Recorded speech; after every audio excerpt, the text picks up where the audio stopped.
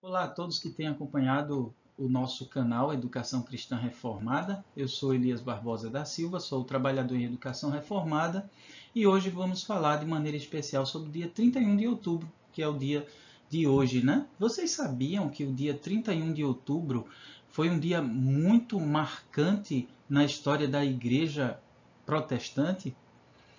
Bom, depois da morte de Cristo e de seus apóstolos, a Igreja Católica se colocou como sendo a igreja oficial, né? Então ela e seus líderes, eles se julgaram guardiões da palavra de Deus, da doutrina cristã, e assim se colocaram como a única autoridade capaz de interpretar as escrituras e também de aplicar essas escrituras. E aí o tempo foi passando e vários ensinamentos errados estavam sendo adicionados à Igreja Católica. E como consequência, cada vez mais a igreja ia se afastando daquilo que a palavra de Deus fala como verdade, né? A Bíblia, que antes existia somente em grego, em hebraico, né? Ela foi traduzida para o latim e as pessoas mais simples, elas não tinham acesso às escrituras. A missa era celebrada também em latim.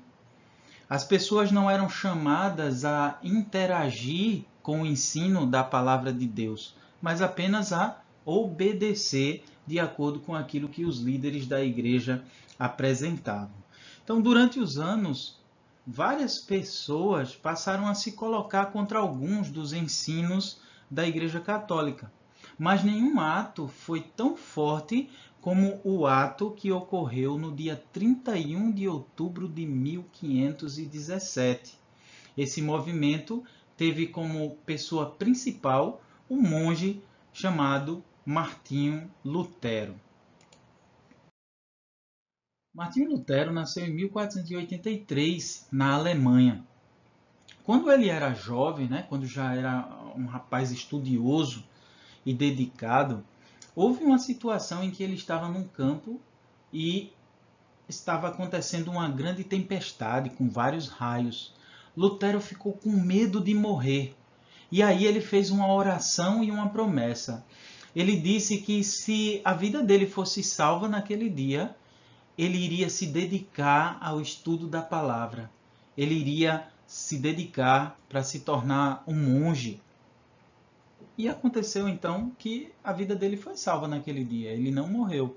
E ele cumpriu sua promessa e foi para um monastério, que é o lugar onde as pessoas vão para estudar a teologia, né, a palavra de Deus, e para viver uma vida dedicada à religião. Em 1507, Martinho Lutero foi ordenado sacerdote da igreja e alguns anos depois ele foi ordenado padre. Como um estudioso e como um pregador da palavra, Lutero estava constantemente estudando a Bíblia.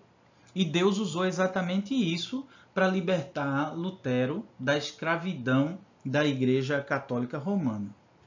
Em um determinado momento, Lutero estava nas suas práticas de devoção, né, aos santos que ele praticava, né, já que ele era católico, e ele foi visitar uma escadaria chamada Scala Santa, que fica em Roma.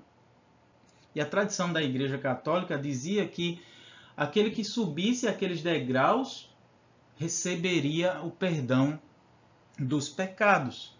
E aí Lutero estava subindo aquela escadaria e quando ele estava mais ou menos na metade, ele ouviu uma voz dizendo em seu coração: o justo viverá pela fé. Esse é o texto que nós encontramos em Romanos 1, versículo 17. Naquele momento, Lutero gritou para si mesmo que essa coisa de subir escadas para receber perdão é tolice. Ele percebeu que o verdadeiro perdão se obtém pela fé e não pelo cumprimento de certas práticas. Você encontra esse relato da vida de Lutero nesse livrinho que é chamado A História dos Reformadores para Crianças, né? Então, são 9 livros e aqui é o livrinho do Martinho Lutero. você encontra também várias outras histórias, né, bem interessantes, não somente sobre Lutero, mas também sobre outros reformadores. Então, Lutero se opôs, né, ele foi contra vários ensinos da Igreja Católica naquela época. Especialmente ele foi contra o ensino da venda de indulgências, que era a oferta do perdão parcial ou total dos pecados de alguém.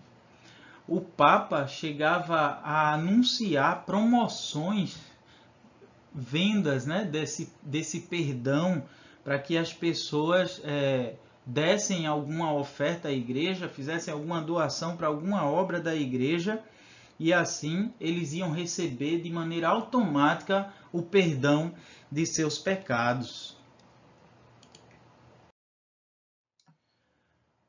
Martinho Lutero se indignou muito contra os ensinos errados da igreja e então ele resolveu editar um texto com 95 teses contra o ensino da Igreja Católica. E ele pendurou esse documento na porta da Catedral de Wittenberg, na Alemanha. Assim que todos os que passassem veriam, né? E como era uma data bem importante, né? Que, ó, veja, dia 31 de outubro. No dia 1º de novembro é o dia de Todos os Santos, que a Igreja Católica celebra. E no dia 2 de novembro é o dia dos mortos, né? É o dia de finados, que nós conhecemos também. Então, Lutero, no dia 31, ele afixou aquelas 95 teses e a cidade estava cheia de pessoas que estavam indo lá para, sei lá, cumprir suas promessas, né? Então, foi muito marcante esse dia, o dia 31 de outubro de 1517, e esse dia ficou conhecido como o Dia da Reforma Protestante. Esse nome foi dado porque o protesto de Lutero visava reformar o ensino da igreja, mas não reformar no sentido de criar algo novo, mas sim de retornar para as escrituras, para o ensino fiel da Bíblia, e não para as regras que homens iam adicionando e a tradição ia adicionando. O objetivo de Lutero não foi criar uma nova igreja, mas restaurar a igreja de Cristo. Mas, infelizmente, isso não foi possível. Ele foi perseguido e diversas vezes ele teve que se apresentar, né, para dar explicações. E muitas pessoas exigiram que ele se arrependesse de seus ensinos. Mas Lutero foi bem fiel e bem firme. Ele dizia: eu só me arrependo se vocês me mostrarem que eu estou errado por meio da Bíblia. Lutero então foi excomungado da igreja, que quer dizer que ele foi desligado da Igreja Católica. Mas ele continuou fiel ao Senhor.